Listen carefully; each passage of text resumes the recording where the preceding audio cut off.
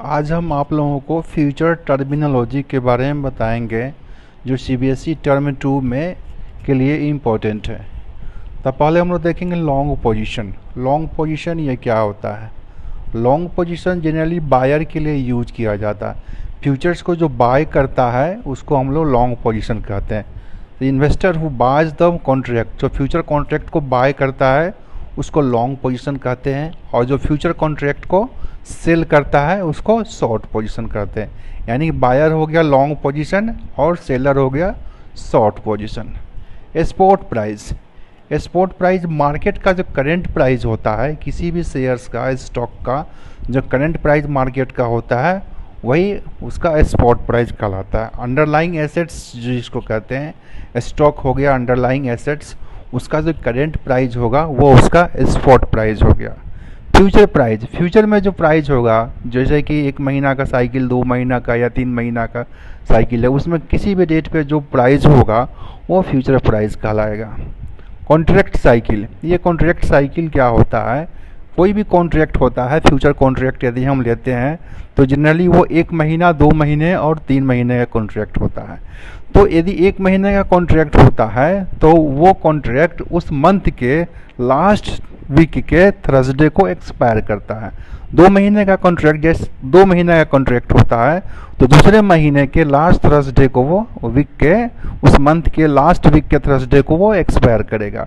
जैसे मान लिया कि जनवरी महीने का 1 मंथ का कॉन्ट्रैक्ट लिया, जनवरी महीना है तो जनवरी मंथ के लास्ट थर्सडे को वो एक्सपायर करेगा। 2 महीने का साइकिल है तो फरवरी मंथ के लास्ट थर्सडे को एक्सपायर करेगा। यदि 3 महीने का साइकिल का है, 3 महीने का ऑप्शन कॉन्ट्रैक्ट साइकिल परचेज किए हैं तो वो मार्च महीने के लास्ट थर्सडे को एक्सपायर करेगा।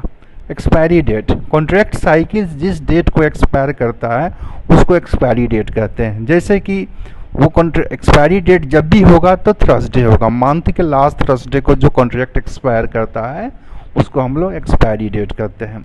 कॉन्ट्रैक्ट साइज, और फ्यूचर कॉन्ट्रैक्ट को बाय करने के लिए उसमें हमको एक लॉट साइज होता है। एक लॉट बराबर जैसे 200 क्वांटिटी, 500 क्वांटिटी, 1000 क्वांटिटी, जैसा शेयर का प्राइस रहता है उसके अनुसार उसका साइज रहता है। प्राइस कम रहता है तो साइज ज़्यादा रहता है, प्राइस ज़्यादा रहता है तो साइज कम रहता है। तो वो एक्सचेंज के द्वारा जो फिक्स किया गया है उसी लॉट साइज में हमको परचेज करना है। जैसे कि मान लिया कि 2000 है, 2000 एक लॉट का साइज 2000 है, तो हम यदि एक लॉट परचेज करेंगे तो 2000 quantity of share stock purchase करना पड़ेगा, और 2 लॉट करेंगे तो 4000, 3 लॉट करेंगे तो 6000।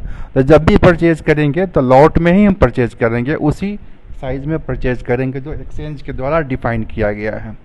बेसिस, अब बेसिस क्या होता है? बेसिस होता है कि स्पॉट प्राइस और फ्यूचर प्राइस का जो अंतर होता है बेसिस होता है। यही जनरली जो होता है होल्डर को प्रॉफिट होता है। जो स्पॉट प्राइस या स्पॉट प्राइस और फ्यूचर प्राइस का जो अंतर होता है उसको बेसिस कहते हैं। कॉस्ट ऑफ कैरी क्या होता है? जैसे कि फ्यूचर कॉन्ट्रैक्ट मैंने बाय करके 3 महीने तक रखा, तो मान लिया कि 2 लाख रुपये का मैंने फ्यूचर कॉन्ट्रैक्ट बाय किया, तो 2 महीने तक तो मैंने रखा। 2 महीने तक उसको रखने के लिए जैसे 2 लाख रुपया यदि हम बैंक से लेते तो उसको इंटरेस्ट देना पड़ता, तो वो कॉस्ट हो गया। वो इंटरेस्ट पे हम पैसा लेकर के यदि हम 2 महीने तक रखें तो वो 2 लाख रुपया, तो वो उसका कॉस्ट हो गया। तो वो कॉस्ट ऑफ उसको हम लोग कैरी, उस कॉन्ट्रैक्ट को कैरी करके 2 महीने तक रखे, उसका जो इंटरेस्ट पेमेंट करना पड़ा, उस पैसा का जो कॉस्ट हुआ, कैपिटल में जो कॉस्ट लगा, उसको हम लोग कहते हैं कॉस्ट ऑफ कैरी।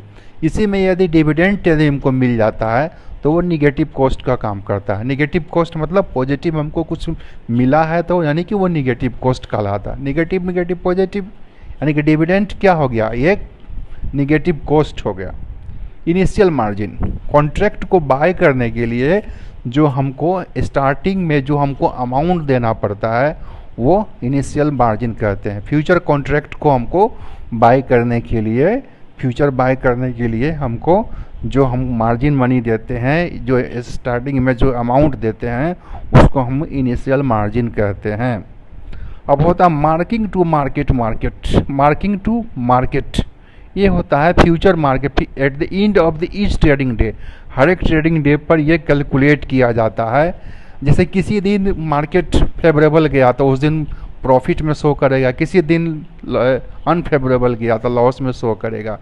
तो ज़्यादा अनफेवरेबल हो जाता है तो जितना हम इनिशियल मार्जिन में हम पैसा रखे थे उसमें उससे यदि हमको कम जाता है तो और एक्स्ट्रा उसमें हमको अमाउंट डालना पड़ता है, जो कि हम लोग मार्केट के अनुसार वो तय होता है, इसलिए उसको हम लोग मार्किंग टू मार्केट कहते हैं। ठीक है।